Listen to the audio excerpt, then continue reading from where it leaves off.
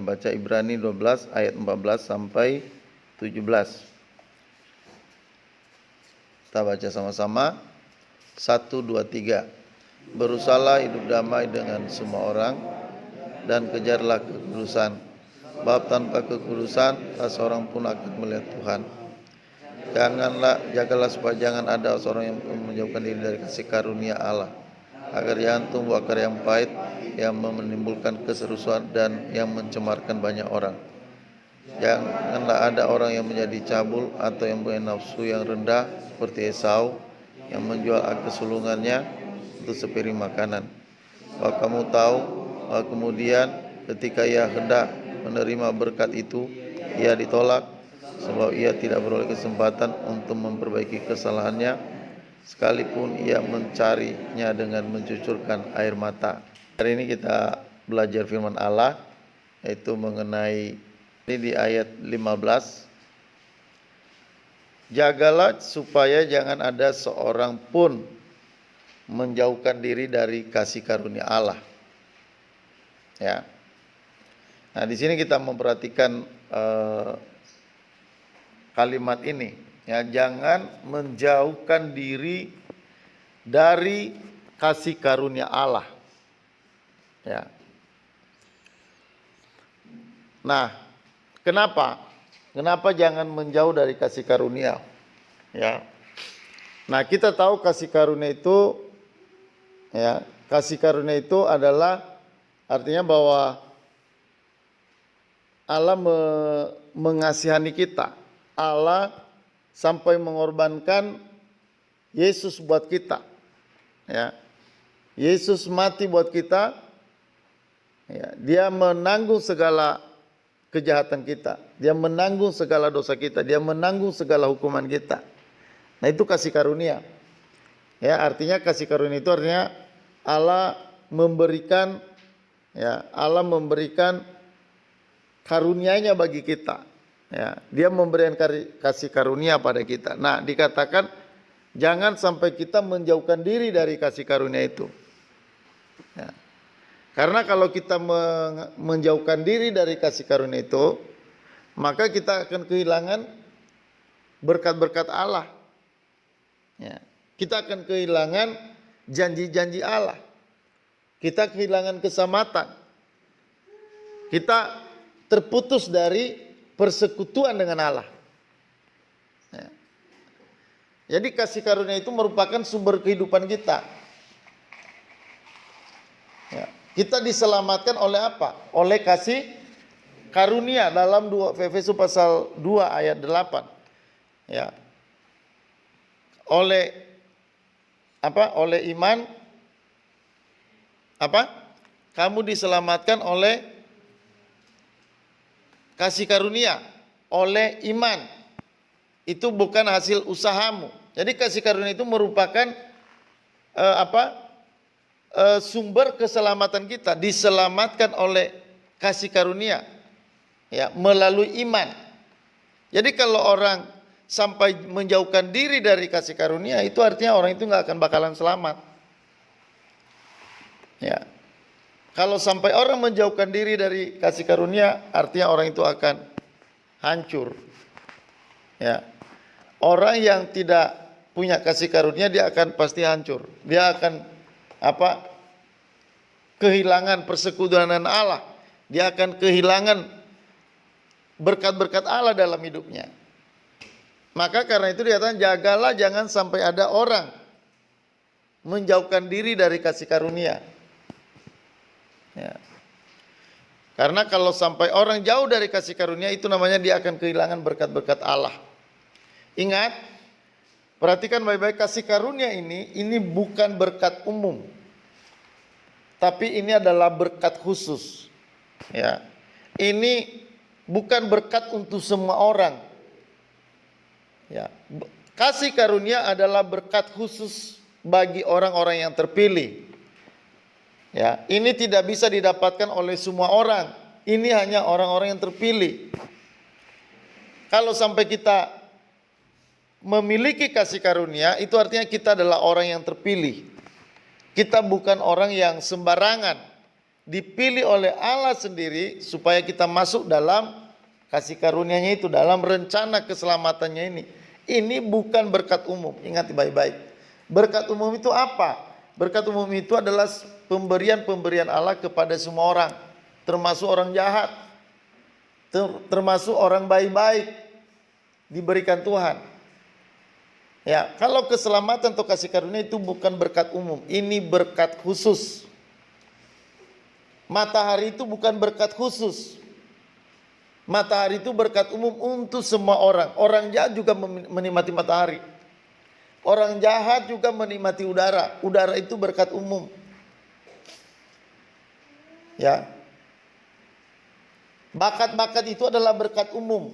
Bukan hanya orang Kristen yang mendapatkan berkat karunia-karunia, talenta-talenta. Banyak orang juga punya karunia-karunia, talenta-talenta, bukan hanya kita. Tetapi yang namanya kasih karunia itu hanya berkat buat orang yang terpilih, bukan untuk semua orang.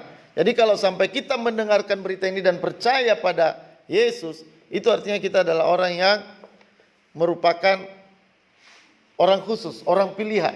Kita ini dipilih oleh Allah. Ya. Nah, maka karena itu begitu pentingnya kasih karunia, maka karena itu kasih karunia itu nggak boleh sampai menjauh dari kita. Jagalah supaya jangan ada seorang pun menjauhkan diri dari kasih karunia Allah. Ini harus dijaga. Bagaimana jaganya?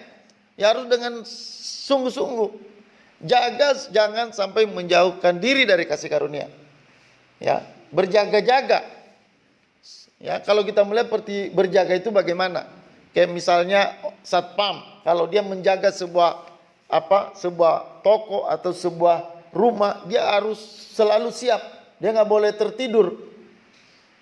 Ya. Dia harus jaga ketat. Seperti para penjaga malam misalnya. Mereka harus menjaga keliling, nggak boleh tidur. Mereka bangun, mereka lihat musuh-musuh. Mereka harus menjaga rumah atau perusahaan dari para pencuri. Nah, demikian dikatakan, jagalah supaya jangan ada seorang pun menjauhkan diri dari kasih karunia Allah.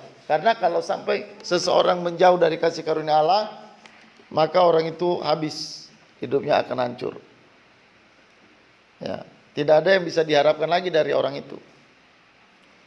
Ya, jadi kasih karunia ini mahal. Ya, inilah yang membuat orang jadi berarti, berguna, berharga. Ya, itu adalah orang yang memiliki kasih karunia. Nah, dikatakan selanjutnya, jagalah supaya jangan ada seorang pun menjauhkan diri dari kasih karunia Allah. Ya. Agar jangan tumbuh akar yang pahit yang menimbulkan kerusuhan dan yang mencemarkan banyak orang. Ya, dalam menjaga kasih karunia berarti kan jagalah supaya jangan ada orang menjauhkan diri dari kasih karunia. Terus selanjutnya dikatakan agar jangan tumbuh akar yang pahit, ya, yang menimbulkan kerusuhan dan mencemarkan banyak orang. Jadi akar yang pahit ini berhubungan dengan kasih karunia. Tadi pertama jaga jangan sampai orang menjauh dari kasih karunia. Baru selanjutnya dikatakan agar jangan ada tumbuh akar pahit, agar jangan tumbuh agar pahit. Ya, rupanya agar pahit ini mengganggu kasih karunia. Akar pahit ini ya bisa menjauhkan orang dari kasih karunia. Maka dikatakan agar jangan tumbuh akar pahit yang menimbulkan kerusuhan dan yang mencemarkan banyak orang. Akar pahit. Ya, jadi akar pahit ini sangat dekat dengan kasih karunia. Ya, kita kalau sudah memiliki kasih karunia, maka harus dijaga supaya kasih karunia itu tetap terjaga. Maka kita harus memperhatikan jangan sampai ada penghalang dalam hidup kita untuk menerima kasih karunia itu. Apa itu? Yaitu akar pahit. Akar pahit itu merupakan, ya, itu alat untuk mengganggu kasih karunia yang ada pada kita. Ya. Karena akar pahit ini, perhatikan, menimbulkan pencemaran, menimbulkan kerusuhan. Ya, dikatakan agar jangan tumbuh akar yang pahit yang menimbulkan kerusuhan dan mencemarkan banyak orang. Ya, jadi dalam kasih karunia ini yang pertama kita perhatikan, kita jaga diri jangan sampai ada akar pahit. Akar pahit itu apa? Yang jelas akar pahit itu menimbulkan kerusuhan dan pencemaran bagi banyak orang. Berarti akar pahit ini memutus hubungan dengan orang. Akar pahit ini membuat kita bisa jadi tersingkir. Kita bisa nggak punya teman, kita nggak bisa membangun persekutuan dengan orang lain, memecah. Berarti akar pahit ini bisa dikatakan semacam kepahitan atau misalnya dendam bisa masuk itu. Akar pahit itu termasuk sakit hati, kecewa, ya, tidak mau mengampuni. Ini semua masuk dalam akar pahit. Dendam. Allah memberikan kita kasih karunia itu karena Allah itu mengampuni kita. Artinya dia buang segala kekecewaannya. Allah itu membuang segala sakit hatinya sehingga dia bisa menerima kita apa adanya. Ya, dia menerima kita, itu kasih karunia. Dia mengampuni kita, menyelamatkan kita, membebaskan kita dari hukuman dan dosa. Nah, itu kasih karunia Allah. Nah, kasih karunia ini jangan sampai terhalang dalam diri kita. Ya. Maka karena itu jagalah kasih karunia. Terus dikatakan jangan ada tumbuh akar pahit. Jadi kalau mau kasih karunia itu terus bertumbuh dan bertumbuh, ya, karena kasih karunia itu awalnya memang kita terima, ya, 100% kasih karunia itu yang menghasilkan keselamatan itu kita punya. Tapi setelah kita menerima itu, kita perlu jaga. Karena ada yang banyak hal yang bisa mengganggu kasih karunia itu. Ya, supaya kasih karunia itu bisa terus bertumbuh, maka kita jaga. Jaga apa? Satu, yang pertama, hal kepahitan. Akar pahit. Singkirkan kepahitan di dalam dirimu. Ya, kepahitan itu misalnya kita ditegur, terus kita marah. Ya, amarah.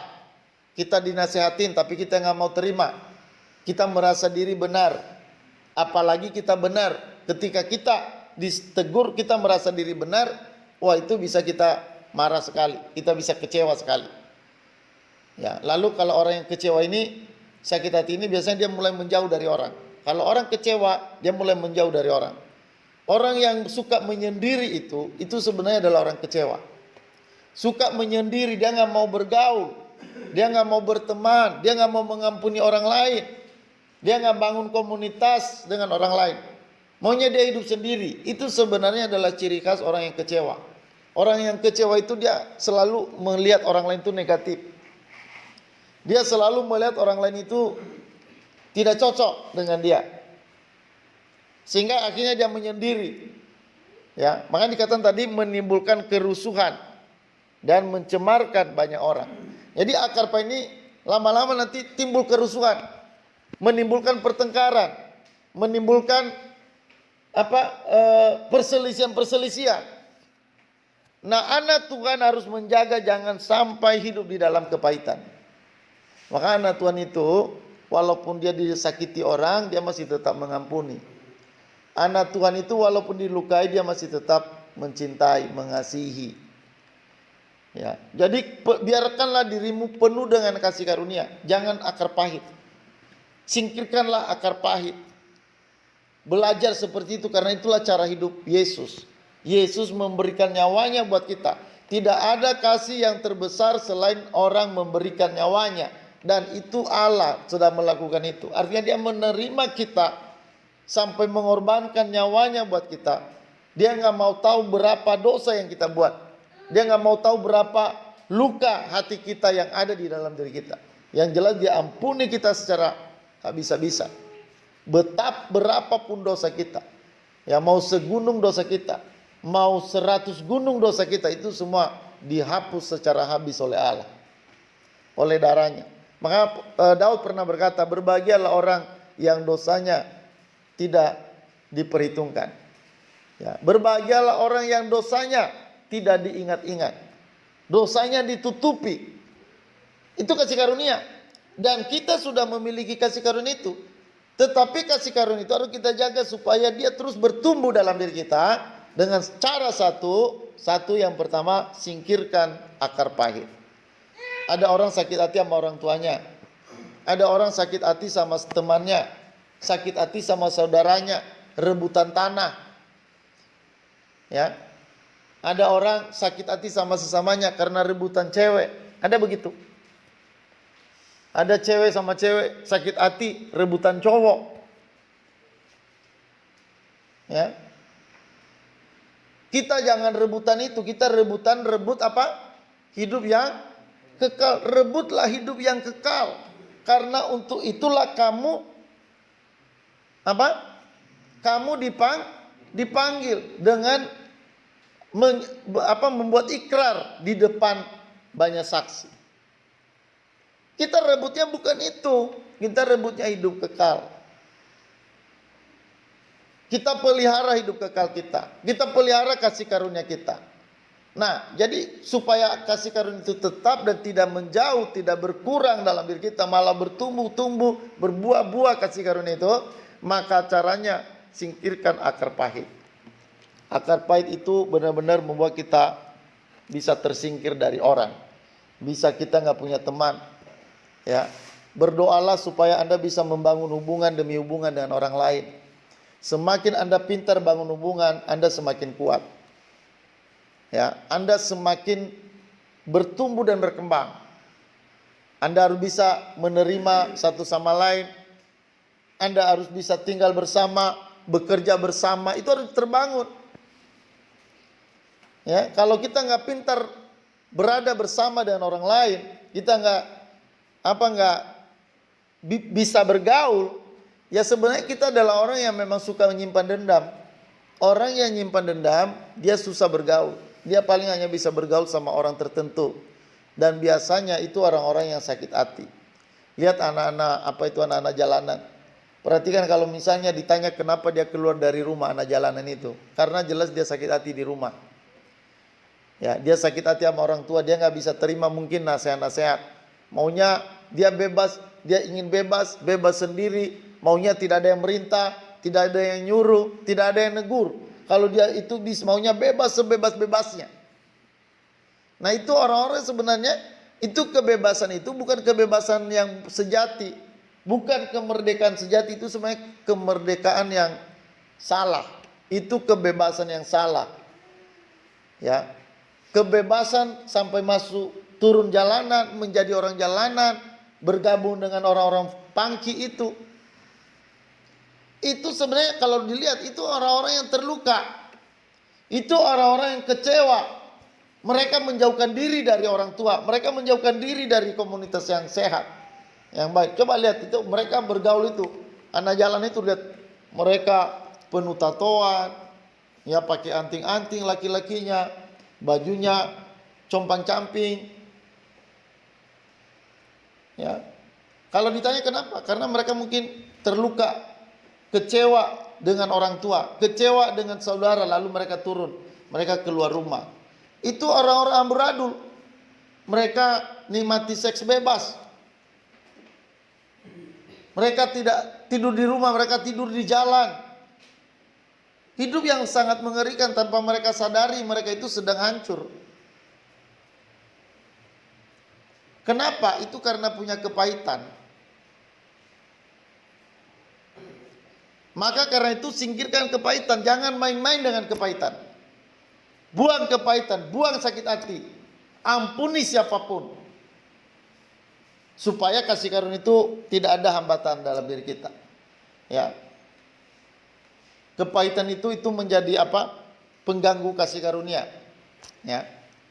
Jadi kalau Anda mau hidup merdeka secara sejati, belajarlah mengampuni dan mengampuni. siapapun. Ya. Berapa kali kita mengampuni orang lain dalam satu hari? 7 kali kah? Ya. Yesus berkata bukan, mengampuni orang itu bukan 7 kali dalam sehari. 7 kali, 70 kali 7 kali. 70 kali 7 kali. Artinya 490 kali. Kali itu masih ada lagi kali di belakang, artinya tidak terhingga. Ya, 70 kali 7 itu 490. Artinya kita mengampuni itu secara habis-habisan. Sama seperti Allah juga mengampuni kita. Ya. Orang yang hidup dalam mengampuni itu hidupnya cerah, selalu cerah. Ya, mukanya nggak cemberut. Kalau Anda sampai hari-hari mukanya cemberut, ya itu artinya bahwa Anda itu penuh kepahitan. Ya, singkirkan kepahitan di dalam dirimu. Amin, Freddy. Amin. Amin. Amin. Nah, itu. Ya. Buang segala kepahitan, buang segala muka muram. Muka sedih, muka muram. Buang itu, karena itu akar dari awalnya itu dari kepahitan itu. Menyendiri. Disuruh nggak mau. Itu juga semua adalah kepahitan itu. Singkirkan, jangan biarkan kepahitan menguasai dirimu. Jangan biarkan kepahitan merusak dirimu. Orang yang kepahitan itu, perhatikan ya, itu nafsu seksnya tinggi. Biasanya begitu. Orang yang kepahitan itu, maka mereka itu nanti hidup jadi seks bebas. Ya, maka coba kita lihat ayat 17. Ayat 16. Kita baca sama-sama. 1, 2, 3. Janganlah ada orang yang menjadi cabul atau yang mempunyai nafsu yang rendah seperti Esau yang menjual hak kesulungannya untuk sepiring makanan. Nah, ya kan tadi dikatakan jaga jangan sampai ada orang menjauhkan diri dari kasih karunia. Terus kedua, agar jangan tumbuh akar pahit. Selanjutnya dikatakan jangan ada orang yang cabul atau mempunyai nafsu yang rendah. Orang yang kepahitan itu lemah. Orang yang kepahitan itu tidak punya tenaga, tidak punya kekuatan. Jadi hidupnya hanya untuk nafsu jatuhnya. Orang yang hidup hanya untuk nafsu itu orang paling lemah. Itu artinya orang tidak bisa menguasai diri. Itu artinya orang tidak bisa menahan diri. Nggak bisa mengontrol diri. Kenapa? Lemah. Kenapa lemah? Lemah itu biasanya orang yang tidak punya kasih karunia. Ya. Maka orang itu jadi kepahitan. Jadi kepahitan itu mengakibatkan nanti pertama apa tadi? Kerusuhan dan pencemaran. Selanjutnya nanti itu muncul percabulan. Orang-orang cabul itu orang-orang yang lemah. Mereka punya nafsu rendah. Ya, cabul itu merupakan nafsu rendah. Kalau nafsu tinggi kan dia mau melayani. Cita-citanya itu melayani. Cita-citanya itu mau jadi berkat. Itu orang-orang yang kuat begitu. Orang yang kuat dalam kasih karunia pasti cita-citanya melayani Tuhan. Tapi orang yang lemah, cita-citanya ya nafsu. Bagaimana supaya dirinya puas? Dia nggak mau tahu orang lain, yang penting kepuasannya. Ya, maka ada orang-orang yang rendah itu, nafsunya rendah itu memperkosa anak-anak kecil. Ya, kenapa? Karena nafsunya rendah. Dia nggak punya cita-cita untuk memberkati orang lain.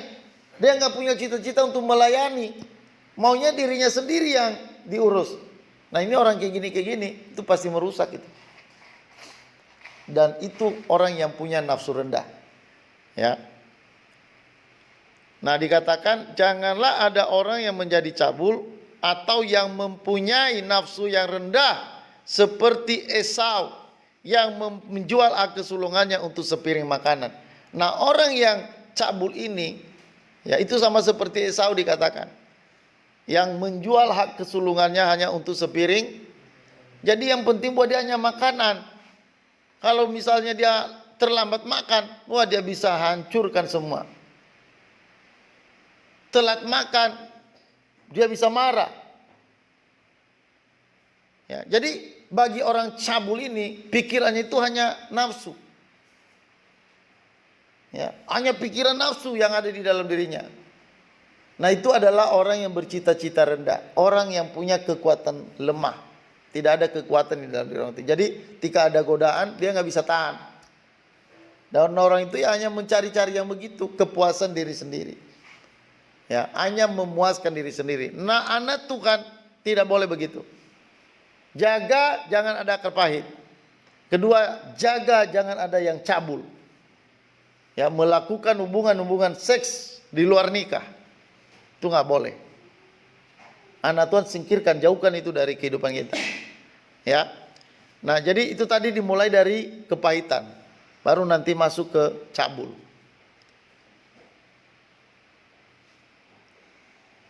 Nah, akibatnya orang yang hidup dalam menjauhkan diri dari kasih karunia itu ayat 17. Sebab kamu tahu bahwa kemudian ketika ia hendak menerima berkat itu ia ditolak. Sebab ia tidak beroleh kesempatan untuk memperbaiki kesalahannya. Sebab ia mencarinya sekalipun ia mencarinya dengan mencucurkan air mata. Jadi akhirnya dia ditolak. Akhirnya benar-benar tertolak nih orang. Ya, tadi dia ditolak dan oleh kepahitan, lama-lama benar-benar ditolak.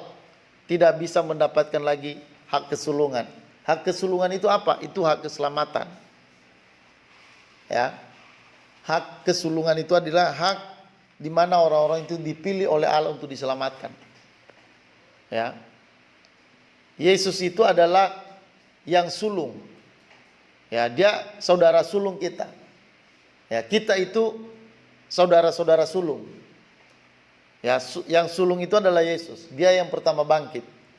Ya, nanti kita juga akan menjadi seperti Yesus bangkit, dibangkitkan. Ya, maka dia menjadi saudara sulung buat kita. Yesus itu saudara. Yesus itu sahabat kita. Ya. Nah, karena itu maka jangan biarkan dirimu ada akar pahit. Pertama, kalau mau berkemenangan, kalahkan akar pahit. Singkirkan akar pahit. Kedua, patahkan segala hawa nafsu. Jangan biarkan hawa nafsu menguasai diri. Amarah itu adalah hawa nafsu. Kalau Anda hidup terus-menerus dalam amarah, itu merupakan nafsu. Itu manifestasi pertama nafsu. Ya.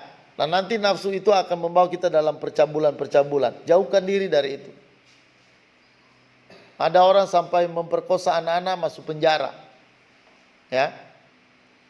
Jangan sampai terjadi itu dalam kehidupan kita. Itu orang yang tidak tahu kasih karunia itu. Kalau sampai begitu, itu orang yang tidak tahu kasih karunia. Orang yang tidak memahami kasih karunia. Jadi mari kita jaga kasih karunia Allah yang ada pada kita. Ya, dikatakan sekali lagi saya baca, jagalah supaya jangan ada seorang pun menjauhkan diri dari kasih karunia Allah. Agar jangan tumbuh akar yang pahit yang menimbulkan kerusuhan dan yang mencemarkan banyak orang. Jadi akar pahit itu dijaga jangan sampai ada pada kita.